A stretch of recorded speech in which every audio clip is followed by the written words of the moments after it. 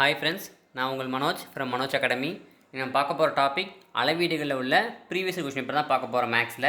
So first question பார்க்கறதுக்கு முன்னாடி நம்ம சேனலை இன்னும் சப்ஸ்கிரைப் பண்ணாமல் இருந்தீங்கன்னா நிறைய பேர் இருப்பீங்க, ஏன்னா வீடியோ சேனலே புதுசு தான். ஸோ மறக்காமல் சப்ஸ்கிரைப் பண்ணி சப்போர்ட் பண்ணுங்கள். ஃபஸ்ட் கொஷின் பார்க்கலாம், ஓகேவா? ஃபஸ்ட் கொஷின் பாருங்கள். ஒரு சமபக்க முக்கோணத்தின் சுற்றளவு 18 சென்டிமீட்டர் எனில் அதன் உயரம் காண்கன்னு கேட்டிருக்காங்க. ஸோ முதல்ல என்ன கொடுத்துருக்காங்க, என்ன கேட்டிருக்காங்கன்னு பாருங்கள். சமபக்க முக்கோணம் கொடுத்துருக்காங்க. சமபக்க முக்கோணம் எப்படி இருக்கும்? இப்படி இருக்குமா? அதாவது 3 பக்கங்களும் சமமாக இருக்கிறது தான் சமபக்க முக்கோணம். இப்போ இதோட டிஸ்டன்ஸ் ஏ அப்படின்னா இதோட டிஸ்டன்ஸும் ஏ தான், இதோட டிஸ்டன்ஸும் ஏ தான், சரியா? இப்போ இந்த பாயிண்ட் நான் ஏன்னு வச்சுக்கிறேன், கேபிட்டல் ஏன்னு வச்சுக்கிறேன். இதை நான் கேபிட்டல் பி, இது சின்னு வச்சுக்கிறேன்னா ஏலேருந்து பி வரைக்கும் உள்ள அளவு ஏ அப்படின்னா பிலேருந்து சி வரைக்கும் உள்ள அளவும் ஏ தான். ஸோ இது 5 சென்டிமீட்டர்னால் எல்லா பக்கம் 5 சென்டிமீட்டர் தான். ஸோ இப்படி எல்லா பக்கமும் சமமாக தான் சமபக்க முக்கோணம். ஸோ அதோட சுற்றளவு கொடுத்துருக்காங்க. ஸோ அப்போது சமபக்க முக்கோணத்தோட சுற்றளவுக்கான ஃபார்முலா நமக்கு தெரியணும். ஸோ சுற்றளவுக்கான ஃபார்முலா என்னது? 3a. ஸோ 3 பக்கத்தையும் பெருக்குனா கிடச்சிடும், சரியா? அது எவ்வளோ கொடுத்துருக்காங்க? 18 சென்டிமீட்டர்னு கொடுத்துட்டாங்க. என்ன கேட்டிருக்காங்க பாருங்கள், உயரம் ஹச்சு கேட்டிருக்காங்க. அப்போ ஹச்சுக்கான ஃபார்முலா எவ்வளவு? என்னது? √3/2 இன்ட்டு ஏங்கிறதா என்னது? ஹச்சுக்கான ஃபார்முலா. ஸோ இதில் ஏ மட்டும் கண்டுபிடிச்சா நான் என்ன பண்ணிடலாம்? ஆன்சர் சால்வ் பண்ணிடலாம். ஸோ இப்போ இந்த 3a = 18 இருக்குல்ல சுற்றளவு. ஸோ சுற்றளவு வந்து நான் என்ன பண்ண போகிறேன்னா ஒரு பக்கத்தை மட்டும் கண்டுபிடிக்க போகிறேன். ஏன்னா 3 பக்கங்கள் சேர்ந்தது தான் சுற்றளவு கொடுத்துருக்காங்க. நான் அதில் ஒரு பக்கம் மட்டும் ஏ மட்டும் வேணுங்கிறதுக்காக என்ன பண்ணுறேன், ஏ சால்வ் பண்ணுறேன். ஸோ ஏ தான் வேணும், 3 கீழே கொண்டு போயிருங்க. பெருக்களத்துக்கு இங்கே போனால் வகுத்தலில் போகும். ஸோ 1 3 3 6 3 18. ஸோ ஏயோட வேல்யூ என்ன கிடச்சி போச்சு? 6ன்னு கிடச்சிருச்சு. இப்போ இதை கொண்டு போய் என்ன பண்ணுங்கள், ஹச்சில் சப்ஸ்டியூட் பண்ணுங்கள். ஸோ ஹச் = என்னது? √3/2 இன்ட்டு ஏவா? ஏவோட வேல்யூ தான் நான் 6ன்னு கண்டுபிடிச்சி வச்சுருக்கேன். அப்போ 1 2 3 2 6. அப்போது அச்சோட வேல்யூ என்னது? 3 √3, ஓகேவா? இப்போ இந்த √3/2ங்கிற ஃபார்முலா எப்படி வந்துச்சுன்னு பார்ப்போமா? ஏன்னா ஒரு தடவை அதை புரிஞ்சு பார்த்துட்டோம் அப்படின்னா நமக்கு என்ன பண்ணாது, மேக்ஸிமம் மறக்காது, சரியா? இப்போ இந்த அச்சுங்கிறது இதானே, இதுதான் வேணால் கண்டுபிடிச்சோம். இந்த சமபக்க முக்கோணத்தில் இந்த அச்சுங்கிறத வேணால் கண்டுபிடிச்சிக்கிட்டு இருந்தோம். ஸோ இப்போ இந்த பாயிண்ட் நான் டின்னு வச்சுக்கிறேன்னு வச்சுக்கலேன், ஏபிசிடின்னு வச்சுக்கிறேன், சரியா? ஸோ ஏலேருந்து டி வரைக்கும் உள்ள டிஸ்டன்ஸ் தான் என்ன கண்டுபிடிச்சிருக்கேன், இப்போ நான் கண்டுபிடிச்சிருக்கேன்.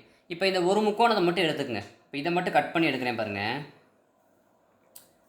ஸோ இந்த சமபக்க முக்கோணத்தில் ஒரு செங்கோண முக்கோணத்தை மட்டும் கட் பண்ணுறேன். ஒன்று நீங்கள் ஏடிசிஏ எடுத்தாலும் சரி, இல்லை ஏடிபி எடுத்தாலும் சரி. நான் ஏடிசிஏ எடுத்துக்கிறேன். இது எனக்கு ஏ, இது டி, இது சி, சரியா? இப்படி கட் பண்ணி எடுத்துருக்கேன். இப்போ செங்கோண முக்கோங்கிறனால நம்ம பிதாகரஸ் தியரத்தை பயன்படுத்தலாம். ஸோ பிதாகரஸ் தியரம் என்ன சொல்லுது? கர்ணத்துடைய வர்க்கமானது மற்ற 2 பக்கங்களோட வர்க்கத்துக்கு சமம், வர்க்கங்களின் கூடுதலுக்கு சமம். அதாவது ஏலேருந்து சி வரைக்கும் ஸ்கொயர் பண்ணுறீங்க அப்படின்னா, ஸோ ஏசி ஸ்கொயர் பண்ணுறீங்கன்னா அது என்னவா?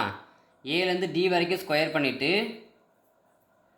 டிலேருந்து சி வரைக்கும் ஸ்கொயர் பண்ணிவிட்டு ரெண்டையும் கூட்டினா என்ன கிடைக்குமோ அதுதான் ஏசி ஸ்கொயருக்கு சமம்னு சொல்கிறாங்க. நமக்கு இப்போ என்ன தேவை? ஏலேருந்து டி வரைக்கும் தான் நமக்கு அச்சு, அதானே குத்துகிறோம். ஸோ அச்சு தான் தேவை. ஸோ ஏடி தான் தேவை. அப்போ அந்த டிசி ஸ்கொயர் அங்கிட்டு கொண்டு போயிருங்க. அப்போது இது எப்படி இருக்கும்? AD square = AC square minus DC ஸ்கொயர்னு இருக்குமா? இப்போ வேல்யூ அப்ளை பண்ணுங்கள். ஸோ ஏசி ஸ்கொயர் எவ்வளவு? ஏலேருந்து சி வரைக்கும். நம்ம ஏலேருந்து சி வரைக்கும் என்ன வச்சுருக்கோம்? ஒரு பக்கம் ஏன்னு தான் வச்சுருக்கோம். அப்போது ஏ ஸ்கொயர்டு, சரியா?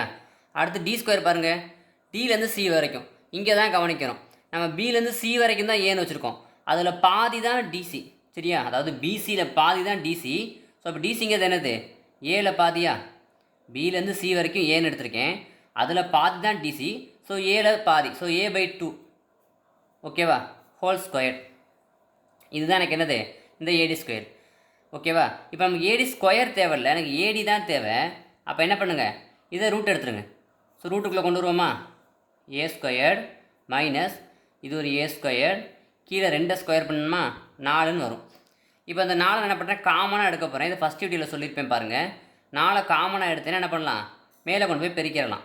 ஸோ 4a ஸ்கொயர்டு மைனஸ் ஏ ஸ்கொயர்னு இருக்கும். அப்போ ரூட்டுக்குள்ளே தான் இருக்கும். 4a ஸ்கொயர் ஒரு ஏ ஸ்கொயர் போச்சுன்னா என்ன கிடைக்கும்? 3a ஸ்கொயர்னு கிடைக்குமா? கீழே 4 அப்படியே இருக்கும், ரூட்டும் அப்படியே இருக்கும். அடுத்த ஸ்டெப்பில் ரூட் எடுத்துடலாம். 3 ரூட் எடுத்தால் என்ன கிடைக்கும்? √3ன்னு கிடைக்கும். ஏ ஸ்கொயர் ரூட் எடுத்தால் ஏன்னு மாறிடும். கீழே 4 ரூட் எடுத்தால் 2ன்னு மாறிடும்.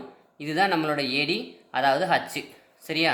ஸோ இப்படி தான் இந்த ஃபார்ம் என்ன பண்ணியிருப்பாங்கன்னா கொண்டு வந்திருப்பாங்க, ஓகேவா? இந்த சம் வந்து ஈஸியாகவே சால்வ் பண்ணிடலாம், ஃபார்முலா வச்சு போடலாம். பட் இந்த அச்சு எப்படி வந்துச்சுங்கிறத எக்ஸ்பிளைன் கொடுத்துருக்கேன். சரியா? உங்களுக்கு பிடிச்சிருந்துச்சின்னா சேனலை லைக் பண்ணுங்கள், ஷேர் பண்ணுங்கள், மறக்காமல் உங்கள் ஃப்ரெண்ட்ஸுக்கும் ஷேர் பண்ணுங்கள், மறக்காமல் சப்ஸ்கிரைப் பண்ணுங்கள். தேங்க்யூ.